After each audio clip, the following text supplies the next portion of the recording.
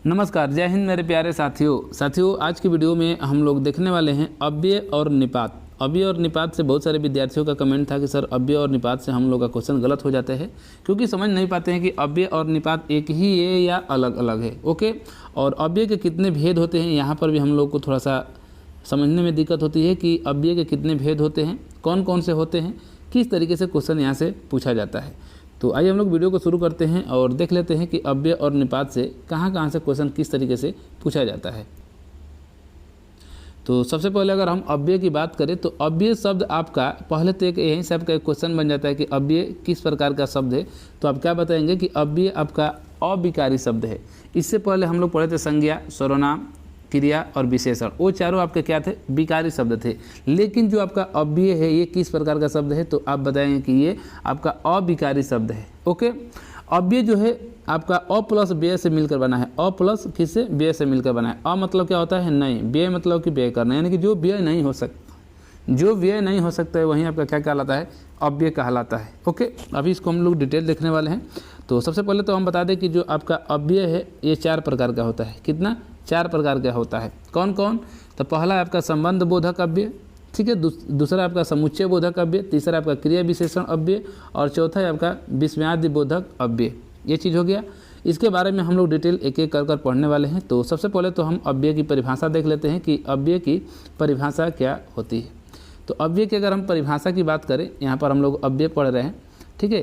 तो अव्यय की परिभाषा होती है कि ऐसे शब्द जिसमें लिंग, वचन और पुरुष, यानी कि आप कह सकते हैं काल, ऐसे शब्द जिनमें लिंग, वचन, काल आदि के कारण शब्द में कोई परिवर्तन नहीं होता है। क्या चीज़, शब्द में कोई परिवर्तन नहीं होगा लिंग के आधार पर, वचन और काल के आधार पर। तो ऐसे जितने भी शब्द होते हैं सब क्या कहलाते हैं, आपके अव्यय कहलाते हैं।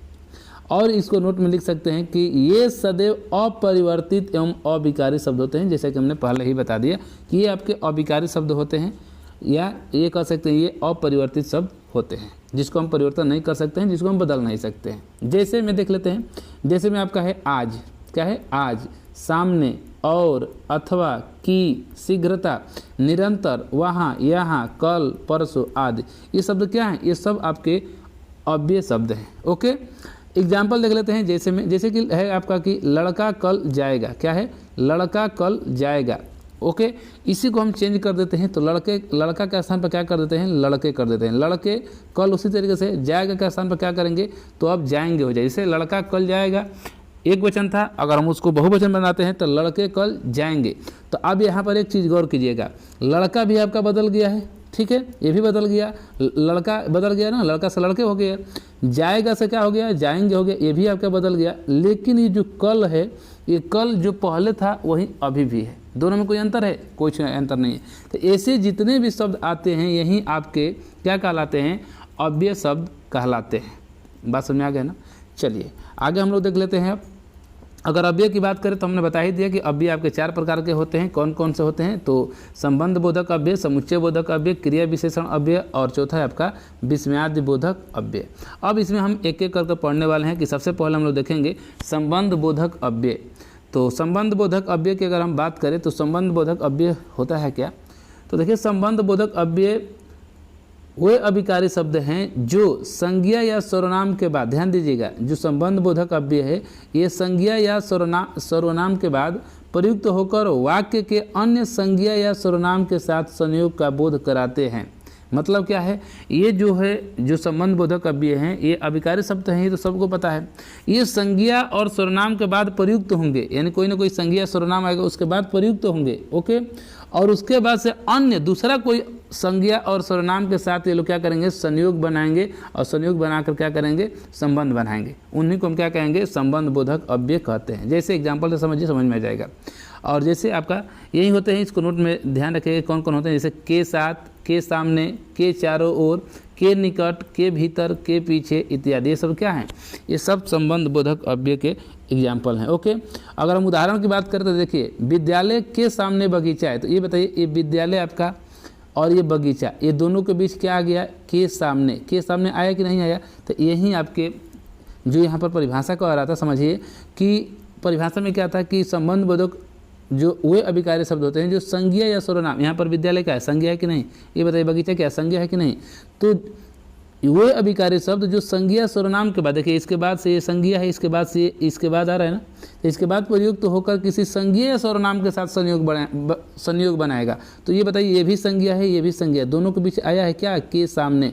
तो यही चीज़ तो परिभाषा भी कह रहे हैं ना कि संबंध बोधक अव्यय वो होते हैं जो किसी संज्ञा या सर्वनाम के बाद आते हैं और पुनः एक जो आपकी दूसरी संज्ञा सर्वनाम होती है उनके साथ ये लोग क्या करते हैं, संयोग बनाते हैं या संबंध बनाते हैं। तो ऐसे शब्दों को क्या कहते हैं हम, संबंध बोधक अव्यय कहते हैं। दूसरा एग्जाम्पल, जैसे सुनील के भरोसे यह क्या हो गया, बिगड़ गया। तो सुनील यहाँ पर क्या हो गया, कहीं सर संज्ञा हो गया और यह क्या हो गया, सर्वनाम हो गया। तो यहाँ पर संज्ञा के बाद के क्या आ गया, के भरोसे, और सर्वनाम से पहले, यानी दोनों का काम जोड़ने का काम, यानी कि सुनील और ये दोनों को जोड़ने का काम क्या कर रहा है, के भरोसे। तो यही आपका क्या हो गया, संबंध बोधक अव्यय। ओके, तो जितना यहाँ पर रेड हुआ, जैसे विद्या के बिना मनुष्य पशु है, तो यहाँ पर के बिना, मनुष्य पानी के बिना जीवित नहीं रह सकता, के बिना, इसी जंगल के पीछे नदी बहती है। तो जितना भी यहाँ पर रेड में देख रहे हैं ये सब आपके क्या हैं, तो आप कहेंगे सब आपके संबंध बोधक अव्यय हैं। बात है, देख लिए ये सारे एग्जाम्पल देख रहे हैं, ये सब पेपर में पूछा गया है। जैसे इसी जंगल के पीछे नदी बहती है, यहाँ पूर्व की ओर तालाब है। ओके, मैंने घर के सामने कुछ पेड़ लगाए हैं, बच्चे पिताजी के साथ मेला गए हैं, मैं हॉस्टल से दूर पहुंच गया था। ये सब जितना भी रेड हुआ है ये सब क्या है, सब संबंध बोधक अव्यय के एग्जाम्पल हैं। बात समझ आ गया, इतना चीज़ समझ गए। चलिए नेक्स्ट हम लोग देख लेते हैं यहाँ पर। अब यहाँ से पूछा जाता है एक क्वेश्चन की अर्थ के आधार पर, ध्यान दीजिएगा, अर्थ के आधार पर संबंध बोधक अव्यय के कितने भेद होते हैं। तो ये आपका 13 भेद होते हैं, कहीं कहीं 14 भी देता है, लेकिन अधिकतर बार ये 2018 के वन रक्षक में पूछा गया था क्वेश्चन, तो वहाँ पर 14 था।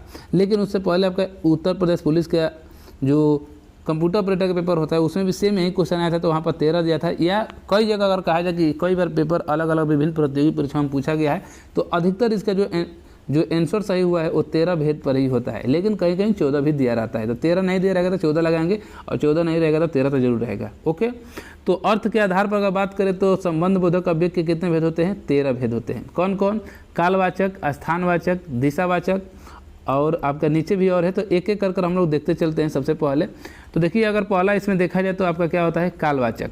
कालवाचक में बस आपको यही याद रखना है कि क्या क्या आता है, जैसे कि पहले, बाद, आगे, पीछे, ये सब क्या है, ये कालवाचक के अंतर्गत आएंगे। ओके, स्थानवाचक में क्या आएगा, बाहर, भीतर, बीच, ऊपर, नीचे, तले, नज़दीक, ये सब क्या है, स्थानवाचक के अंतर्गत आएगा।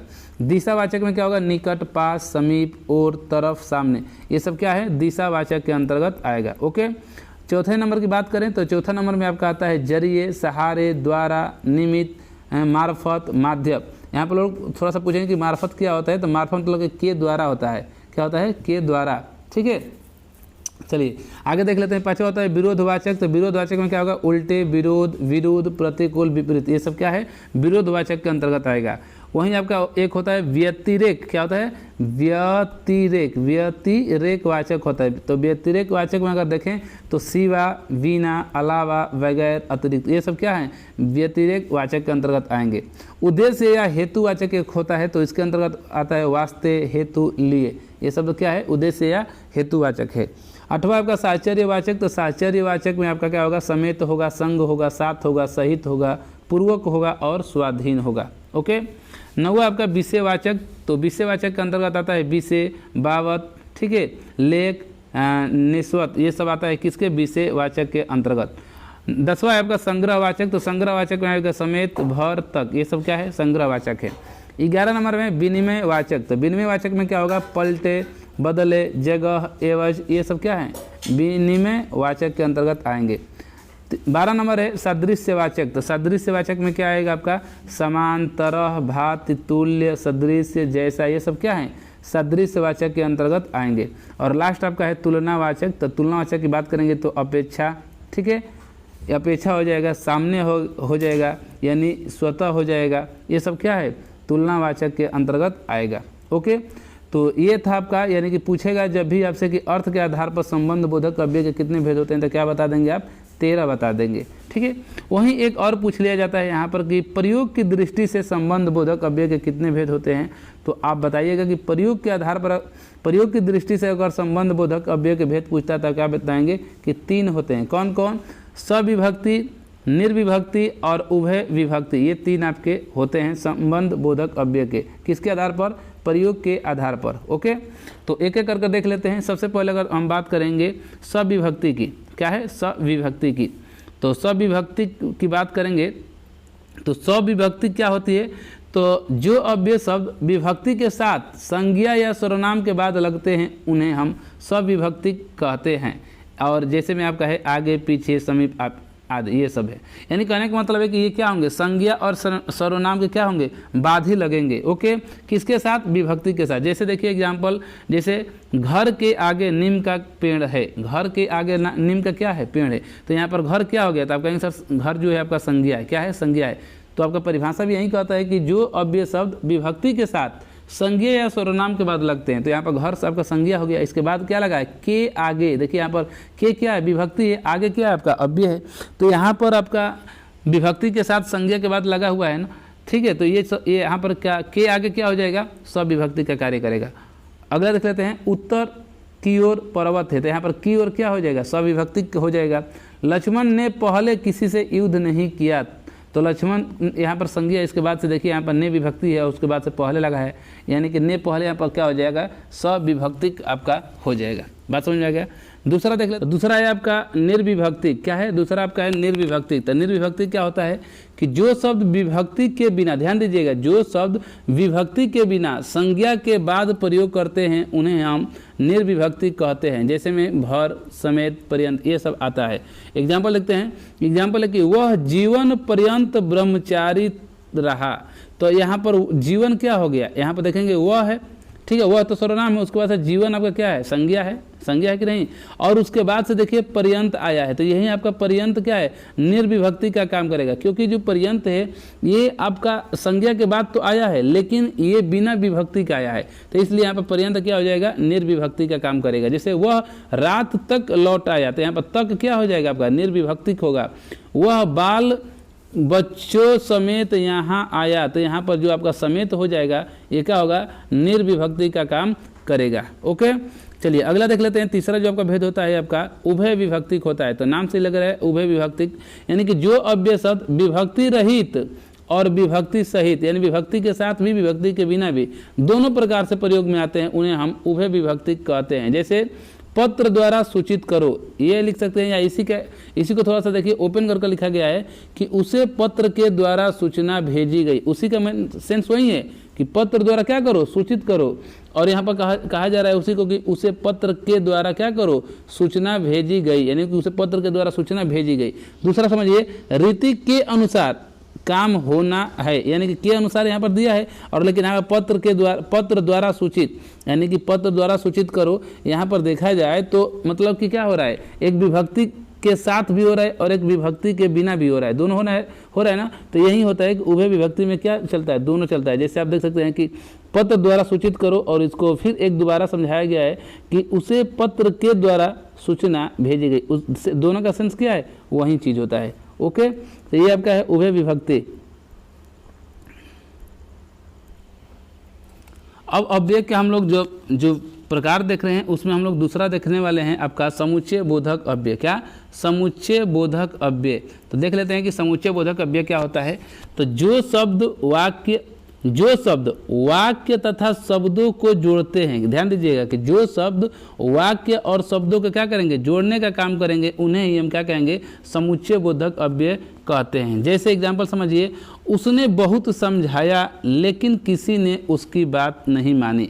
तो देखिए उसने बहुत समझाया, एक वाक्य, किसी ने उसकी बात नहीं मानी, ये दोनों को जोड़ने का काम क्या कर रहा है? लेकिन कर रहा है। तो यहीं पे आपका लेकिन क्या हो जाएगा? समुच्चय बोधक अव्यय होगा। दूसरा एग्जाम्पल समझते हैं, मुझे टेप रिकॉर्डर, ठीक है, घड़ी चाहिए। तो घड़ी से पहले क्या लगा हुआ है? या। तो यहीं यानी कि मुझे टेप रिकॉर्डर और घड़ी चाहिए, दोनों को जोड़ने का काम क्या कर रहा है? या कर रहा है। यानी कि मुझे टेप रिकॉर्डर या घड़ी चाहिए, तो यहाँ पर या क्या हो जाएगा? समुच्चय बोधक अव्यय हो जाएगा। अगला देखिए एग्जाम्पल, सूरज निकला और पक्षी बोलने लगे। तो यहाँ पर और क्या हो जाएगा, समुच्चय बोधक अव्यय का काम करेगा, क्योंकि जो परिभाषा ही कहते हैं कि जो शब्द वाक्य को या शब्दों को जोड़ते हैं उन्हें हम क्या कहते हैं, समुच्चय बोधक अव्यय कहते हैं। जैसे राम ने खाना खाया और, तो और जोड़ दिया गया क्या, सो गया। मैं चाहता हूँ कि, तो कि यहाँ पर क्या हो जाएगा, समुच्चय बोधक हो जाएगा। बात समझ रहे हैं ना। तो यही आपका है, जितना भी आपका रेड देख रहे हैं वो सब क्या है, समुच्चय बोधक अव्यय हैं। ओके, चलिए अब यहाँ पर पूछा था कि समुच्चय बोधक अव्यय के कितने प्रकार के होते हैं। तो ये जो आपका समुच्चय बोधक अव्यय है ये भी आपका 2 प्रकार का होता है। कितना, 2 प्रकार का। पहला है आपका समानाधिकरण समुच्चय बोधक अव्यय, ओके, और दूसरा है आपका व्यधिकरण समुच्चय बोधक अव्यय। तो अगर हम समानाधिकरण समुच्चय बोधक की बात करें तो ये भी आपके 4, इसके भी 4 उपभेद होते हैं। किसके, समानाधिकरण समुच्चय बोधक के 4 उपभेद होते हैं। पहला है आपका संयोजक। तो संयोजक के अंतर्गत क्या आता है, और आता है, एवं आता है, तथा आता है। ओके, दूसरा है आपका विभाजक। तो विभाजक के अंतर्गत क्या आएगा, या आएगा, अथवा आएगा, नहीं तो वो आएगा। तीसरा आपका होता है विरोध दर्शक। तो विरोध दर्शक में क्या आएगा, पर आएगा, परंतु आएगा, किंतु आएगा, लेकिन, मगर, वरन, ये सब विरोध दर्शक में आएंगे। चौथा में देखेंगे तो परिणाम दर्शक आएगा, जिसमें आपका आता है इसलिए, अतः, ठीक है, अतएव, ये सब आता है परिमाण दर्शक में। तो ये आपका था 4 आपका था समानाधिकरण समुच्चय बोधक के अंतर्गत। दूसरा आपका व्यधिकरण समुच्चय बोधक। तो व्यधिकरण समुच्चय बोधक के अंतर्गत भी 4 उपभेद आते हैं। कौन कौन, कारणवाचक, उद्देश्यवाचक, संकेतवाचक और स्वरूपवाचक। तो कारणवाचक की बात करेंगे तो क्योंकि, चूंकि, इसलिए आएगा। उद्देश्यवाचक देखेंगे तो कि, जो कि, ताकि आएगा इसमें। ओके, संकेतवाचक में क्या आएगा, जो, सो, यदि, तो ये सब आएगा। और स्वरूपवाचक में देखेंगे तो अर्थात, यानी, ये सब किस में आएगा, स्वरूपवाचक में आएगा। तो इस तरीके से हम लोग देख लेंगे इस सब चीज़ को, ठीक है। अब तीसरा आपका आता है क्रिया विशेषण। क्रिया विशेषण की अगर हम बात करें तो क्रिया विशेषण क्या है, जो शब्द किसी क्रिया की विशेषता प्रकट करते हैं उन्हें हम क्रिया विशेषण कहते हैं। कि जो शब्द क्रिया की क्या करेगी, विशेषता बताएगी, उसे हम क्रिया विशेषण कहते हैं। ओके, क्रिया विशेषणों का वर्गीकरण 3 प्रकार से किया जाता है। लेकिन ध्यान दीजिएगा, इस तरीके से कहा जाए तो क्रिया विशेषण का जो वर्गीकरण होता है 3 प्रकार से होता है, लेकिन अर्थ के आधार पर क्रिया विशेषण के 4 भेद होते हैं। इसको ध्यान रखिएगा। अगर पूछेगा कि अर्थ के आधार पर क्रिया विशेषण के कितने भेद होते हैं तो क्या बताएंगे, 4 भेद होते हैं। कौन कौन है, तो पहला है आपका कालवाचक क्रिया विशेषण। क्या है, कालवाचक या काल के स्थान पर समयवाचक क्रिया विशेषण भी कह सकता है। तो देख लेते हैं एक एक कर। कालवाचक क्रिया विशेषण क्या होता है, तो जिस क्रिया विशेषण शब्द द्वारा, क्या है, जिस क्रिया विशेषण शब्द द्वारा क्रिया के होने के समय का बोध हो, काल या समय उसी को कहते हैं, यानी कि क्रिया के होने का समय का जब बोध होगा तो उसे हम क्या कहेंगे, कालवाचक विशेषण कहेंगे। नाम से ही लग रहा है, काल मतलब कि समय होता है, यानी कि समय का बोध कराएगा। जैसे पानी निरंतर बह रहा है, तो यहाँ पर निरंतर क्या है, समय को ही तो दर्शा रहा है ना, काल को ही तो दर्शा रहा है ना, कि निरंतर यानी कि हमेशा क्या होता है, हो रहा है, बह रहा है। जैसे मैं अभी आ रहा हूँ, तो अभी क्या है, समय को ही दर्शा रहा है। अजय कल जयपुर जाएगा, यानी कि यहाँ पर क्या है, काल को ही तो बोध करा रहा है ना। राम शीघ्र जाओ, तो यहाँ पर सब समय का यानी कि काल का ही, समय का ही बोध करा रहा है। ओके, तो इसलिए आपका कालवाचक क्रिया विशेषण ये होगा। नोट में देखिए थोड़ा सा इसको चीज़ को देख लीजिए कि नोट में कि निरंतर, अभी, शीघ्र, कल, परसों, यदा, कदा, हमेशा, तत्काल, घड़ी घड़ी, पूर्व, ये सभी शब्द क्या है, काल का बोधक है, यानी कि काल का बोध ये सब कराते हैं। ओके, चलिए दूसरा आपका है स्थानवाचक क्रिया विशेषण। तो स्थानवाचक क्रिया विशेषण की बात करें तो नाम से ही लग रहा है कि जिन शब्दों से क्रिया के होने का स्थान का पता लगता है, क्या स्थान का पता चलता है, उन्हें हम स्थानवाचक क्रिया विशेषण कहते हैं। ओके, जैसे तुम्हारा घर कहाँ है, तो कहाँ शब्द यहाँ पर देखिए नीचे अंडरलाइन है, यानी कि कहाँ क्या है, स्थान को ही तो दर्शा रहा है ना। पूछा जा रहा है कि तुम्हारा घर कहाँ है, यानी कि स्थान पूछा जा रहा है। भीतर जाकर बैठिए, भीतर क्या एक जगह है, यानी कि स्थान है। तुम छुट्टी में घूमने किधर जाओगे, तो किधर क्या है आपका, एक स्थान का ही तो पता चल रहा है ना। यहाँ से चले जाओ, तो यहाँ क्या है, एक स्थान है। तो जहाँ पर जिस शब्द से क्रिया के होने के स्थान का पता चलेगा वहाँ स्थानवाचक क्रिया विशेषण होगा। बात समझ में आ गया ना। चलिए नोट में यहाँ पर भी देख लेते हैं कि क्या क्या आता है, जैसे कहाँ, वहाँ, यहाँ, किधर, उधर, बाहर, अंदर, भीतर, पास, दूर, इस ओर, उस ओर, दाएं बाएं, उधर इत्यादि। ये शब्द क्या हैं, ये सब आपके स्थान वाचक यानी कि स्थानवाचक क्रिया विशेषण के उदाहरण है।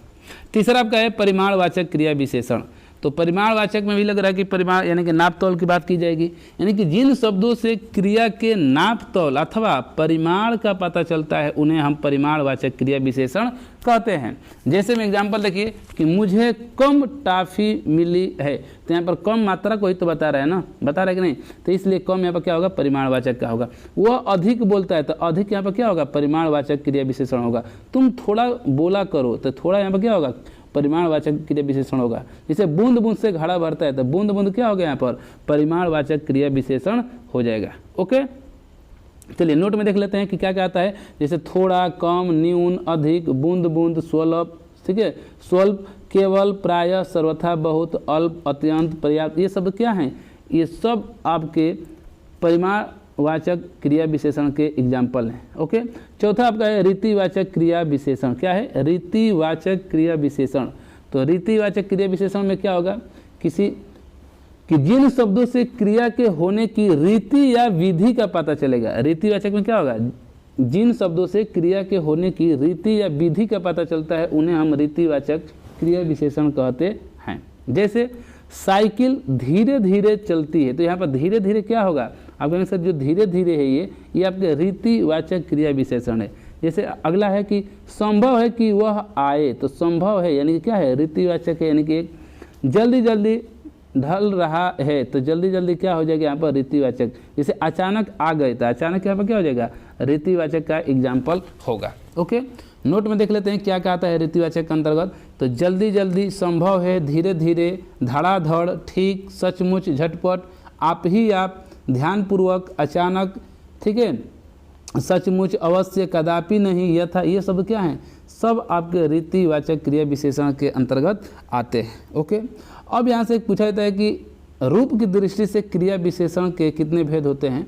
तो रूप की दृष्टि से अगर बात करेगा तो क्रिया विशेषण के 3 भेद होते हैं। कितने, 3 भेद होते हैं। पहला है आपका मूल क्रिया विशेषण, दूसरा है आपका यौगिक क्रिया विशेषण और तीसरा है आपका स्थानीय क्रिया विशेषण। ये 3 आपके होते हैं, तो इनको भी हम लोग देख लेते हैं। तो अगर हम बात करें मूल क्रिया विशेषण की, तो जो क्रिया विशेषण किसी दूसरे शब्द के मेल से नहीं बनते वे मूल क्रिया विशेषण कहलाते हैं, यानी कि किसी दूसरे शब्द के मेल से नहीं बनेंगे। जैसे अचानक, फिर, ठीक, दूरी, नहीं, ये सब क्या है, मूल क्रिया विशेषण के एग्जाम्पल हैं। ओके, दूसरा आपका यौगिक क्रिया विशेषण।